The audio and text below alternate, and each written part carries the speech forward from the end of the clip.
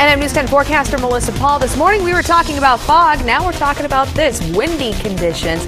We trade one evil for the other. I've got the details coming up in my forecast. News 10 Midday is next. Welcome to News 10 Midday. It is Wednesday, November 30th. Yes. I'm just trying to get you ready. Cue the sound effects, right? Well, you've been telling us all week it's going to be really windy the next couple of days. Exactly, and that's the trade-off for the fog, though.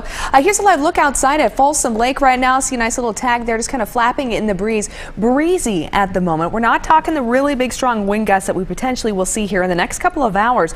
We could be getting gusts here around the West Sacramento Valley, Dan, up to about the mid-40s, maybe even low 50s in some spots around the 1 p.m. hour. It looks like the timing on that. We'll really see those winds howl across the higher terrain later this evening and especially overnight. So yes, get ready for the wind. Right now, it's a gentle breeze in some spots. On our tower cam shot, this camera is bobbing quite a bit.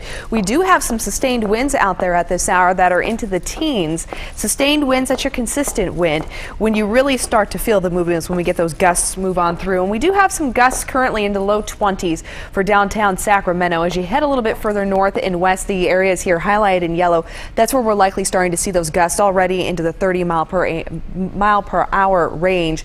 I'm expecting later that a lot of this will be colored red with those gusts potentially reaching the low 40s. As we head up towards the west slopes of the Sierra, not too much activity just yet, but as mentioned though, as we head towards the latter part of the day, we're going to get more lift here off the mountain, and that's going to increase those winds as well. That's why we have a high wind warning in effect for the areas here highlighted in orange. We could see gusts up to about 65 miles an hour in some spots of the west slopes. Even on the extreme high peaks, we're talking the summit area, maybe 70 to 100 mile per hour winds. Here throughout the valley, though, we are under a wind advisory, and that's where we'll be seeing those gusts mainly around the mid-30s for most portions of the valley. But as you head west, we could see them anywhere from 40 to 50 miles per hour. That's definitely an issue for high-profile vehicles. If you have SUVs, you're going to want to be really careful. I'll talk about the wind dangers a little bit later on in the show. But as far as your hourly weather, as we're tracking towards the noon, we're still looking at really sunny conditions and temperatures just slightly above normal. High of around 61 around 3 p.m. despite the wind.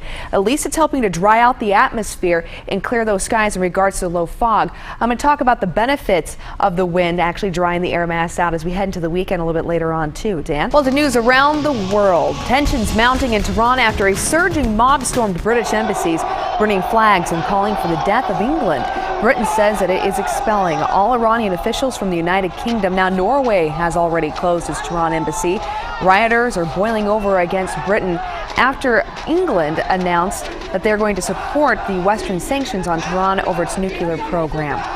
And big problems for Britain on their own turf as well. About 2 million public employees are on strike today, upset over pension reform. Teachers, hospital workers, and also Border Patrol. It's the first mass strike staged there in more than 30 years.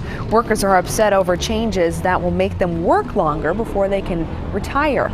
And breaking the ice, Secretary of State Hillary Clinton is on task to improve U.S. ties with the Southeast Asian nation of Myanmar and its new government. She says that the country will have to make some changes now before the U.S. will reciprocate. Specifically, she'd like Myanmar to free hundreds of political prisoners and end violent repression of citizens seeking democracy. And to the Penn State sex abuse scandal involving young boys. A 9th victim is named in charges against former coach Jerry Sandusky. His attorney says that the boy was 10 when Sandusky began sexually molesting him nearly 20 years ago. He wants his case to shed light on the recklessness of at least 17 Penn State power players who concealed criminal sex abuse activity, protecting the school instead of the children. No less than 17 men, by my count,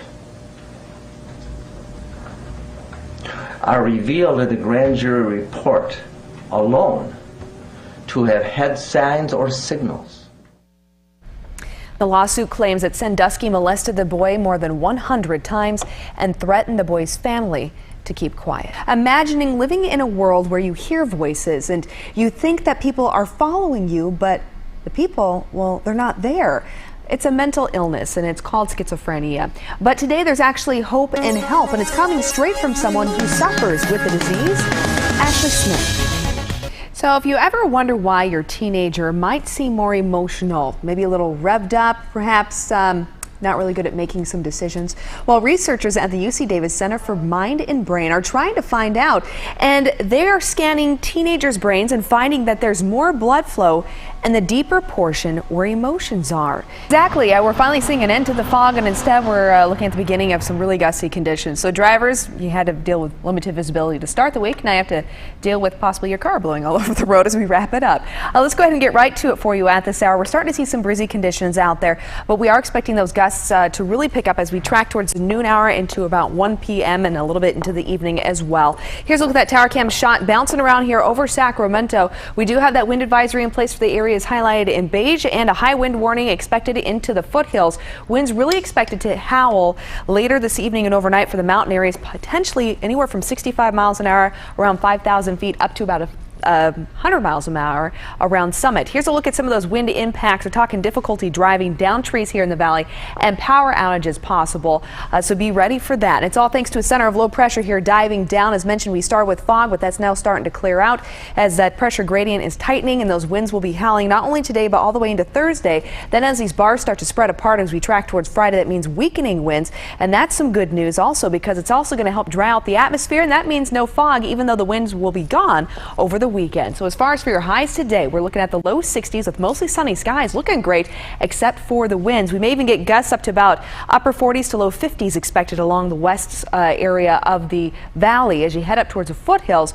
As mentioned, those winds will be a little bit stronger towards the evening. Overnight, we'll be looking at those winds dying just a little bit, but still around the 20-mile-per-hour range. Temperatures dropping into the low to mid 40s throughout the valleys. Will be in the upper 50s out towards the coast. Down to the San Joaquin, all the way from the coast up towards the Sonora, will be in the low 60s here with gusty winds. And overnight we'll be into the 40s as well, with those winds dying just slightly, then picking up once again as we head towards midday on Thursday. West slopes of the Sierra, 40s around Quincy, 50s and 60s along the west slopes with the 40s around Truckee and Tahoe. Windy conditions, maybe even a slight chance of some flurries and some isolated patches across the higher peaks of the Sierra, but mainly we're looking at some dry conditions, teens and 30s between Truckee and Tahoe with the 30s and 40s along the west slopes. Here's that close-up of that extended forecast for you. We'll be in the low 60s and windy today and Thursday. Up towards the Sierra, as mentioned, slight chance for some light flurries and temperatures dropping the 30s for tomorrow. Drying out for the weekend. Winds dry in the air mass, meaning some great weather for your upcoming days.